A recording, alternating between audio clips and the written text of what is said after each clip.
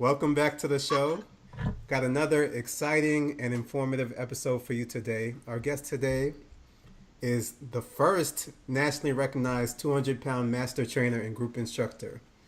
She's done a ton in the health industry. She's had 3 DVDs catered to women of all shapes and sizes. She's an entrepreneur, a motivational speaker, a lifestyle influencer, a mentor, a mother of twins.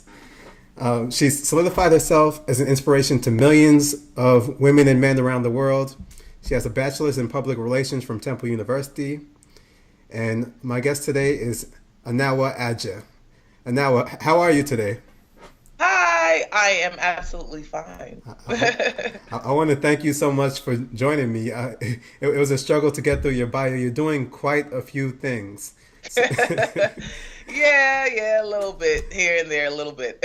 So why don't you help me out and fill in the gaps?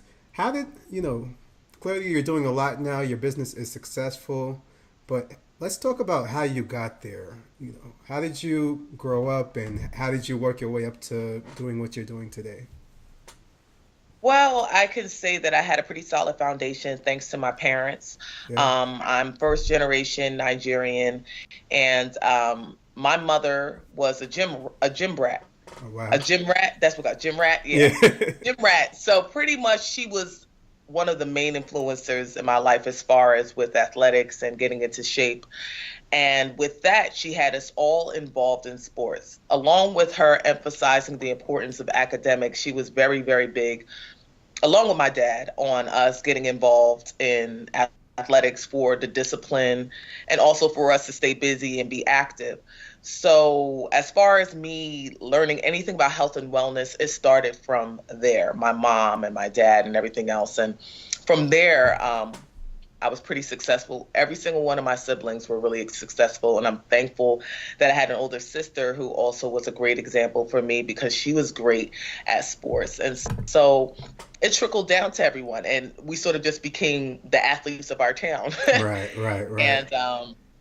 And so from there, I went to Temple University. I did track and field for about 2 years. And then I decided to sort of branch out and sort of figure out what life was outside of athletics. As far as sports was concerned, it was always there. But outside of sports, I dealt with my own personal issues because I sort of felt like there weren't a lot of people like me outside of athletics. And so once I walked away from sports, I had a very difficult time identifying myself with other fitness professionals. At that time, it was like, I was encouraged. Even in 4th grade, I was told I was borderline obese. And I'm like, what? At the time I was 5'4", 145 pounds.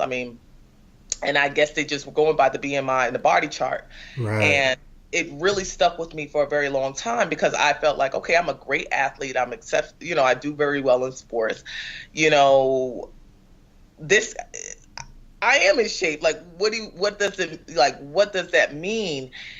And that was pretty much what stuck with me for a very long time. So once I walked away from the sport, I had a very difficult time trying to fit into the fitness industry during that time. I remember, going to casting calls for fitness, submitting my information to fitness agencies in the city, and they were like, you don't have the right body type, that I was too big, I needed to shed weight, and everything else. And so that contributed to how I was feeling about myself at the time.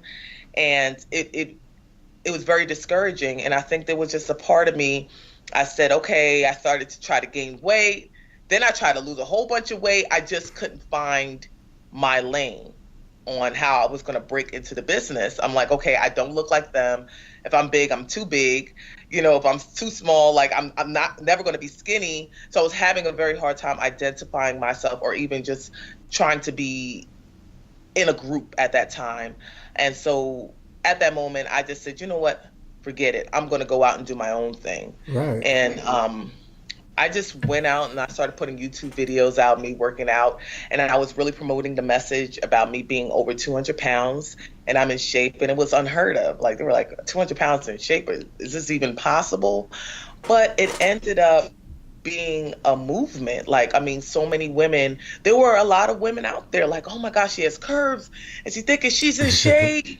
Oh my gosh, there are people like her out there. And, so many people are having a hard time identifying with some of the current fitness professionals that were out there. I mean, they were like, okay, I want to lose weight, but I'm not going to ever look like you. Right. So I became sort of that, inspiration for them to look after, like, oh my God, there's other person like me. Look at her.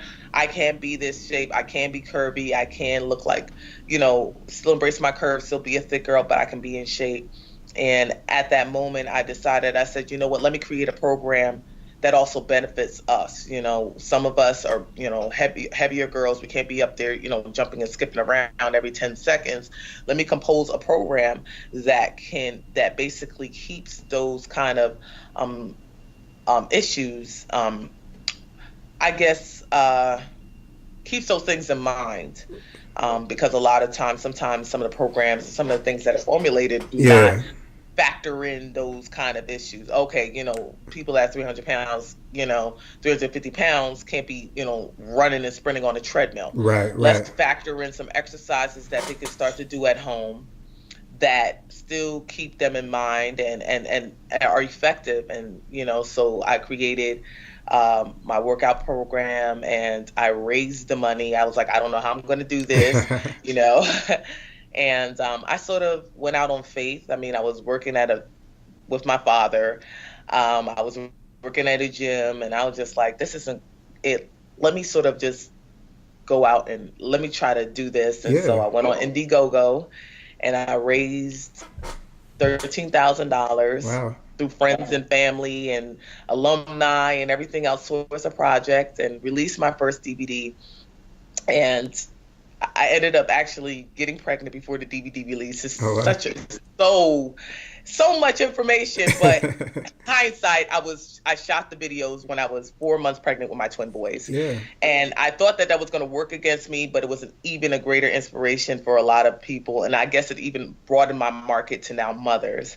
So they're like, she was able to achieve all this, shoot these videos, through all the skepticism, through being the only person of her kind, through not really garnering a lot of support from other people, she was able to release these videos with twins. And now she, like, anything is possible. Yeah. And I basically documented how I was able, when I had my twins, I was very open with the public and showing them basically my transformation, my recovery back. And everyone sort of followed that journey with me. So I'm here 3 workout DVDs later, and just working on expanding. And I've, gone around doing motivational speaking and sharing my story on how to become, successful through business, but also how to overcome those stipulations or overcome the issues with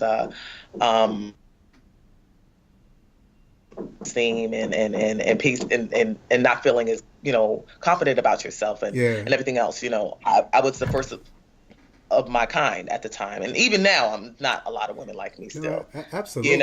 Absolutely. And it takes a certain kind of courage, heart, and confidence to go out there and say, okay, even though everybody doesn't believe it, this is true. So it's really been sort of a revolution. Now I'm coming out and saying, look, I'm 200 pounds and I'm in shape. And it's like I said, it's unheard of. Yeah. To see, because even my body type, people don't even believe it. I'm 5'10". They think I'm like 6'4". They're like, wow, she's in shape. So it's really breaking barriers for women, for curvier women, women of color, women of different statures. I became one of those primary examples for them. Absolutely. So if that's not an inspirational entrepreneur story, I don't know what is. So, I mean, so if we look at it today, you have a business, you have millions of people that follow you on different social media channels. But I have to imagine that when you started things out, things weren't that way. So what gave you the confidence to know that you were onto something good and to stick with it, to raise the money and to push through? Like, when was that, when that first DVD came out? What year was that? That the first DVD came out in 2012. Yeah. It came out September 6, 2012 Okay, you got the on Labor date. Day. Yeah. Okay. And what gave you the confidence at that time that you were onto something that you should really stick with? Because I think a lot of people will have ideas and they'll say, "Man, people aren't being served just like you thought." But you stuck with it. What made you do that? You know what? It's a blind faith. It's like I call it blind. I mean, faith is faith, but I add blind because you don't see the end goal. You can't see what is for sure going to happen. But one thing for me is that I just totally believed in my purpose. Like I just was like, I wasn't what I always try to promote to other entrepreneurs is happiness. Yeah. It's happiness. It sounds so simple and cliche, but it's happiness. I mean, what makes you happy? And at that time, I felt like I was onto something like, when I promoted the message, and though I did have my critics, but then I had all these other people that were sort of inspired by it. It sort of motivated me to say, you know what, if I'm able to put this video out and to share this message with more people, I can help so many people.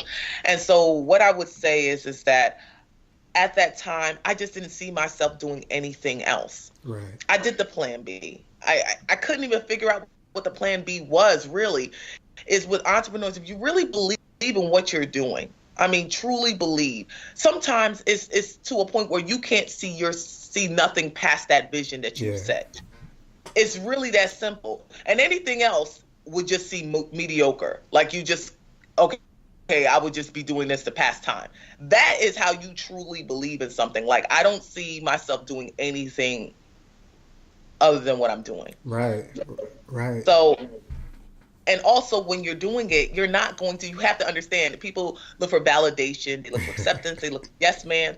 It's not like that. Yeah. A lot of times, my parents were like, I mean, you got a degree. Why are you, what are you doing, and everything else. And I just totally believed in it. I'm like, okay, yes, I do have my degree, which is great and everything else, which I still utilize to this day is PR. But I feel like this is my purpose. I'm very happy in what I'm doing. And I believe that if I can just get this thing to work, if I put everything into it. And also when you're doing it, you can't give a half behind. I won't say a half behind effort.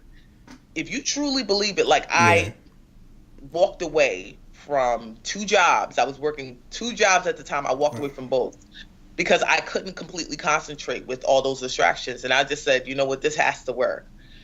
And so in order for this to work, I have to give it my all. Yeah. And that was a major sacrifice. I went, I was broke, all these things, these circumstances, but those are the kind of risks that you have to take, because in order for you to really give everything that you can to what you're truly trying to do, you have to give it 100%.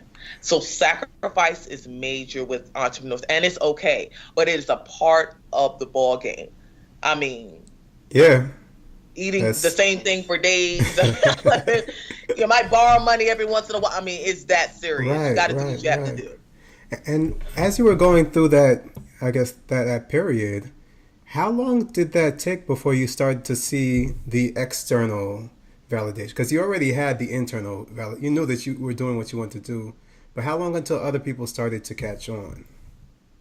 When I put out the YouTube videos and everything else, that was a year. It almost took 2 to 3. I was, first and foremost, I was sort of trying to figure it out, maybe that first year. So I would say it took about 2 to 3 years before everything sort of played completely out. I just took 1 year and I just started putting out videos and everything else. And then I started to get a certain response. And then I was just like, I sort of toyed with the idea with doing workout videos and everything else and exercises for people to see. And then I saw that people were responding to that. And then the third year was sort of like, okay, let me put together the plan. Like I did all these tests like I took steps before I went there. I didn't just say, "Oh, I'm going to put out a workout video." Right. I wanted to see how my audience responded to what I was doing, because you could put out a workout video, but if your people are not really in tune to what you're doing, it's not going to be a success. So part of me was like, okay, all these people are following me, all these people believe in my message. I'm sure that they would support something or this project that I'm sharing with them, and especially if it's benefiting a majority of them. And so that's when, in hindsight, it took me a couple of months to raise the money. And so that whole process, so I would say 3.5 years. Yeah. It takes some people longer. And as an entrepreneur, I must say some people are lucky, it takes them a few months. But for a majority of us, it takes years Absolutely. until you really see a return from what you're doing. And you're sacrificing a lot of free time, and you're not getting paid for a lot of things. I mean, I got mentored. I just was a sponge. I was a sponge. I was anybody that that could teach me, I was willing to learn. So humility is a big part of it. Yeah. And hard work. Mm-hmm. I think that's such a great message that you just talked about, because I'll find that a lot of times people will try something for a very short period of time and then just say, this isn't working out, and give up. But you really kept at it for a long period of time. You took advice from mentors who had been there, and you kept on going. And you also spoke to your audience and allowed them to tell you, this is where I should go. So, let's actually dive in on one of those things. So when you were enlisting the advice of mentors, how did you know who to approach, and what sorts of things did they tell you that you were able to use in your business? I mean, I was humble. I mean, although I felt like, okay, I can go out and do it on my own, I literally applied for a job at a gym. I literally applied for a job at a gym so I can get in tune with some of the programs there, so I could be in the know. Yeah. And at that time, when I went and got my certification and everything else, part of the certification was actually working at a gym or finding someone to mentor. And I remember there was a gentleman there. I applied for this gym and I said, listen, can you teach me? And he was a former bodybuilder and everything else. And I remember I used to have to go meet him at like 4 a.m., 5 days a week for several weeks. 4 a.m., and 4 a.m. to 6 a.m., for 5 days straight, I would have to do that. And so I literally, when I contacted him and say, listen, can you mentor me? Can you show me, the ins and the outs? I was open. I let him sort of run the show, because I feel like that has a lot to do with it. People have these demands. People don't want to really work. Right. They really don't want to put the hard work in. And when somebody's taking time out of their busy day or taking time out of their schedule to help you, honor that. Yeah. And be gracious, and that's what I did. I was just so grateful, and we're still friends today. And he's, taken aback by everything that I've been able to accomplish, because I mean, he had no idea what I was on to at that time. I was just sort of like one of the interns coming in learning, I never had a big head about it, and I asked a lot of questions. So I guess he was also a part of that. And so, I think when you are going to any field or you're an entrepreneur, I think you need to do your research. And I'm also a very, very big advocate of having a mentor or someone who's been there, done that, to teach you the ropes. It definitely helps speed along the process for sure. Yes, definitely. And then how about in terms of getting your name out there and tactics for marketing, and you mentioned public relations. What sorts of concrete actions did you take? Because clearly millions of people know who you are now, so you're doing something right. Thank you. I call I'm like a beast. At the time when I was out there was a revolution. It was before this crazy melee of social media. There was MySpace, and then there was Facebook. I took advantage of that. I took advantage of that, and also the revolution of YouTube.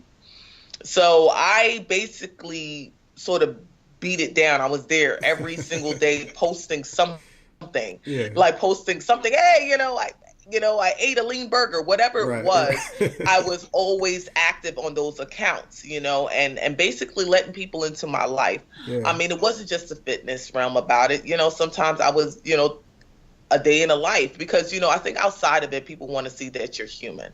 I mean, meaning that, okay, you can't just be working out every single day of your life. I mean, you just can't. I don't believe you. Yeah. And I think that really helps people to identify with you. Not even just sharing, okay, all the great things that happen, sharing the little hardships behind it, saying, oh gosh, it was a rough day and everything else.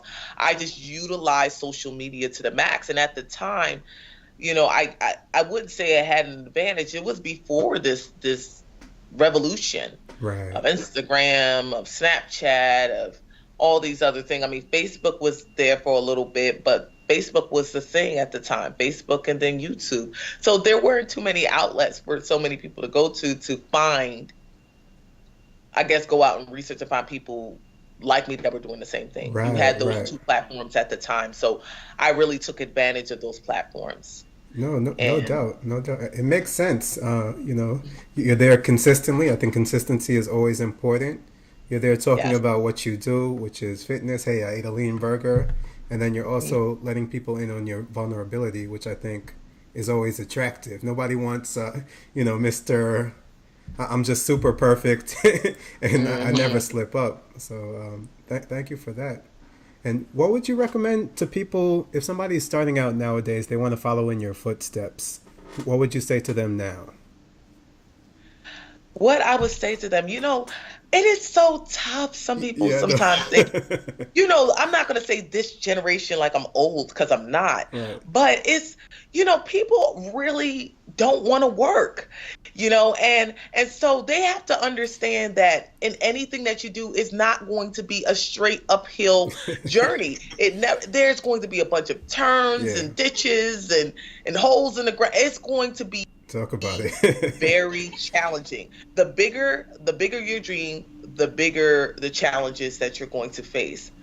It is all a part of your journey. And I think the biggest thing that I have to share with them is having faith and Yeah. truly believing in what you're doing. Anybody that just jumps in for a few months is like, I give up. Your heart wasn't really in it. Yeah. Yeah. It sounded nice, and I think a lot of times people, they just look at what the person has. They have no idea on what it took for that Yeah. person to get there.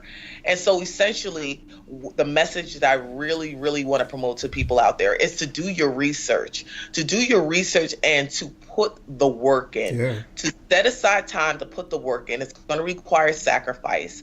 It's going to require a lot of time, but you have to put the work in. And it is okay if things don't go according to plan. I went with whatever was going at the moment, but I kept my eyes on the prize, meaning that there were a lot of issues. I didn't expect to be pregnant now, when I was Yeah. shooting the videos, I mean, Yeah. with twins.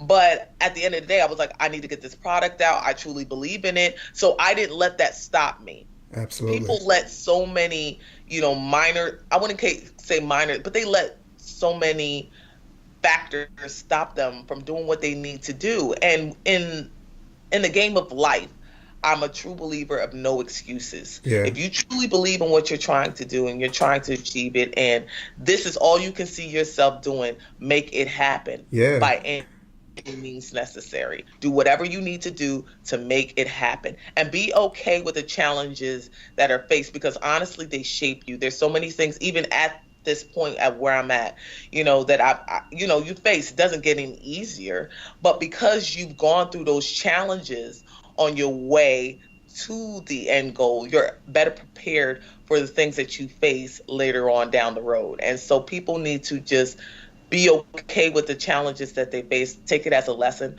but never keep your eyes off the prize. Right. So it sounds to me, if I can just spit it back to you, Mm-hmm. you would advocate doing your research up front, but then after you do your research, you can never really know anything.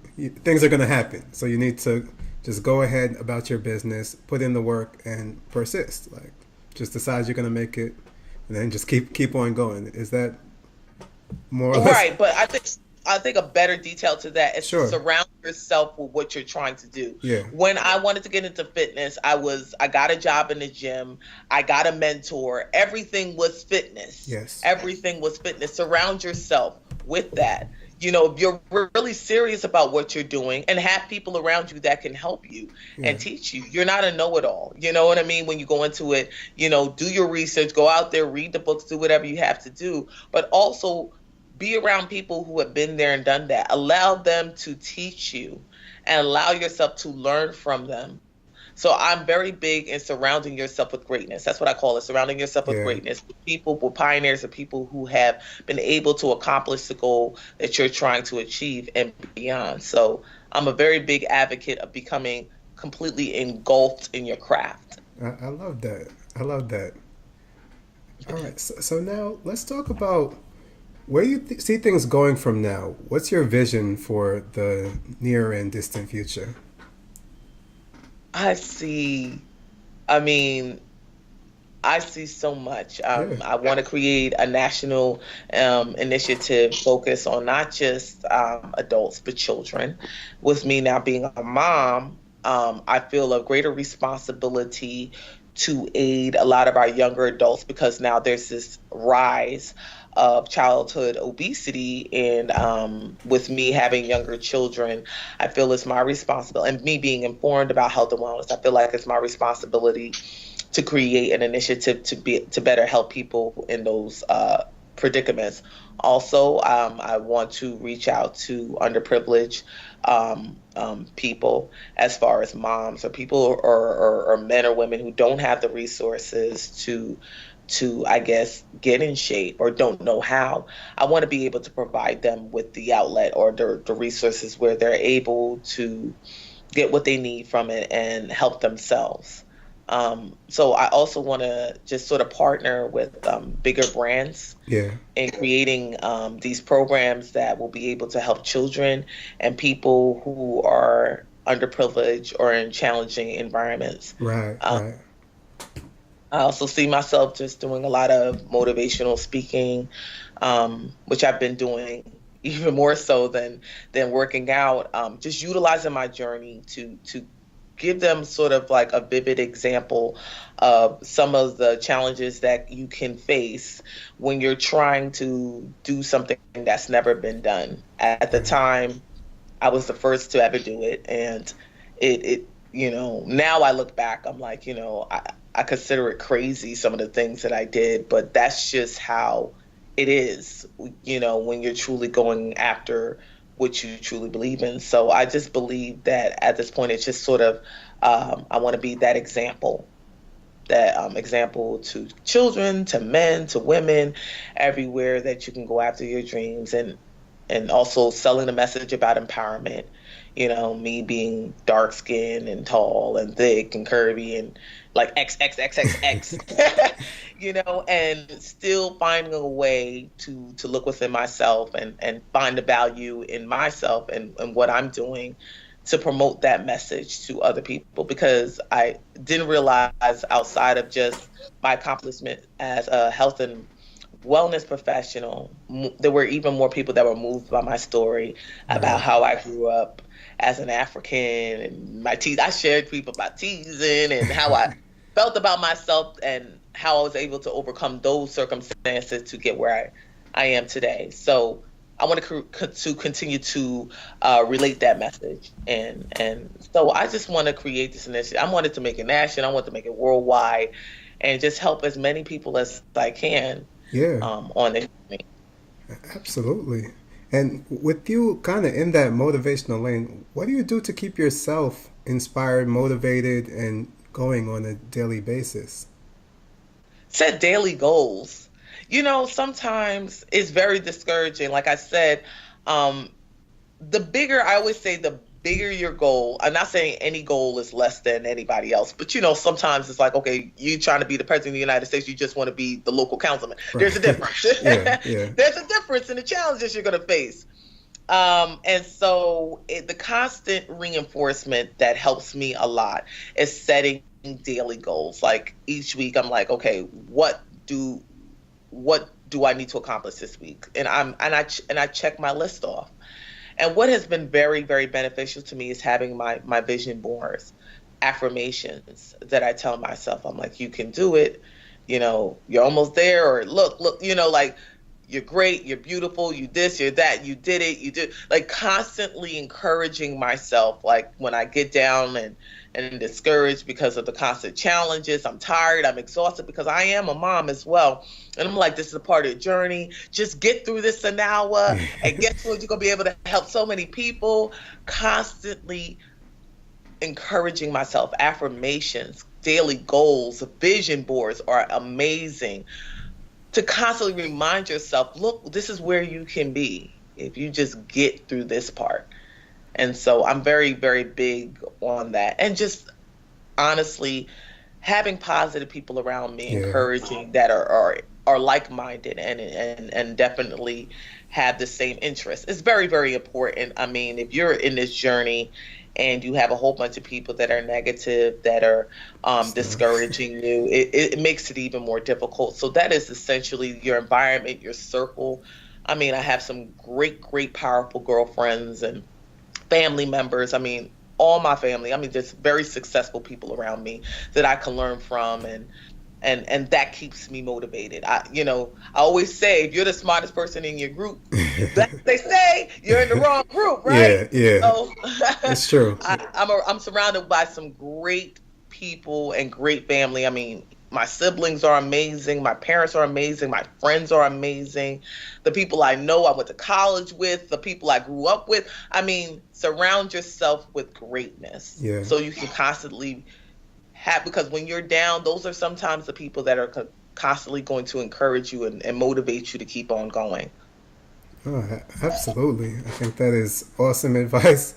I'll share with you. So one of the things I decided to do earlier this year in January, I decided I was just going to quit negative people, right? So I'm not dealing with it. I'm not talking to them. It's made my life so much better, and then I actually try to seek out people who are positive and go-getters and just talk to them more. And I found a lot more energy, a lot more ideas, a lot more progress because of that. So I'm with you there. It's so true. It is absolutely true. Yeah. You get it. You understand it. It's not easy, but when you have the right people around you, you almost feel like you can do anything. Yeah, absolutely. They'll keep you motivated.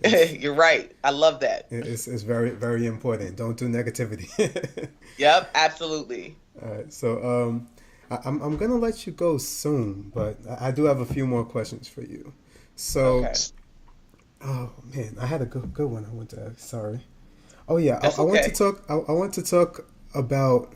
So we've talked a lot about success. So my first thing would be, how do you define success? What does that mean to you? Any way that you want to define it. Well, success meant very different things to me as I grew up. I felt before, when I was younger, it was about accolades and accomplishment and pretty much validation. So, you get this, you win this, you have this, you drive this, you live here, you're successful. That's it. And as I grew older, what stuck out to me was happiness. Because I also felt like my parents were so awesome, very motivating, very ambitious. And all of us were ambitious. But then it's like, when is it ever enough? And, I felt myself striving. I'm like, okay, why am I doing this? Finding out why I'm doing this. Okay, a lot of times, sometimes that we're going after things, or we're doing things, we're not even doing it for ourselves. We're doing it for other people. And sometimes I believe that there has to become a self-reflective moment where you're just really asking yourself, what makes me happy? And a lot of times you'll find that you might have the car. You might live in the best house. You might, be rich and have millions of dollars and still be unhappy. And I realized that it's not in the materials, and people say that all the time. Yeah. It's not materialistic. Happiness is not that. It's finding something that fulfills you, that rewards, that gives you purpose. Like, I feel purpose in being able to help other people. That makes me happy. being able to inspire other people, that makes me happy. And being able to live and continue to prosper doing what I do as a living is happiness for me. And being able to provide for my kids through doing what I love is happiness to me. Now, it doesn't have anything to do with money, because at the end of the day, they say it very clearly. If you find what you love, you'll never work another day in your life. Yeah. Is very, very true. You have to essentially find what makes you happy, not what makes your mom happy. Because, coming from an African household, it's like, oh, if you go to this school and you have this and you have that, it makes them happy. No. Find what makes you happy. Yeah. You happy. And go after that. Like, don't factor in other people. Find what truly makes you happy. And I believe that putting your efforts towards those things is what defines success. When you're happy, I don't care if you live in a cottage on a hill. When you're happy, happiness is priceless. They always say the price of peace is priceless. Happiness is priceless and doesn't require money. It requires the things to fulfill you in the end and make you feel valuable and worthy. It's a definitely, so just finding that happiness, I believe, is definitely is what success is all about. People have healthy families and thriving careers, and they're able to provide and they're happy. That's success. I think that's a beautiful thought to end on. So let's wrap it up right there. I couldn't have done it better myself. Thank you. So Thank you. Anowa, if people want to find out more about what you do, whether it be fitness, motivational speaking, everything, where should they reach out to you? Well, there's several resources, but most important is my website, www.anowaadjah.com, and Anowa Adjah, ANOWA ADJAH. You can find my name on pretty much all the social media, Twitter, Facebook, Instagram, by my name. So if they want to reach me, that's the best way they can reach me. Anowa Adjah on AnowaAdjah.com and Anowa Adjah on Facebook, Twitter, Instagram, all awesome pages. Definitely check it out. And thank you. Leave us with a final thought. Get us motivated for today. Okay. Final thought. Okay. When going after your dream or goal, never look back. Yeah.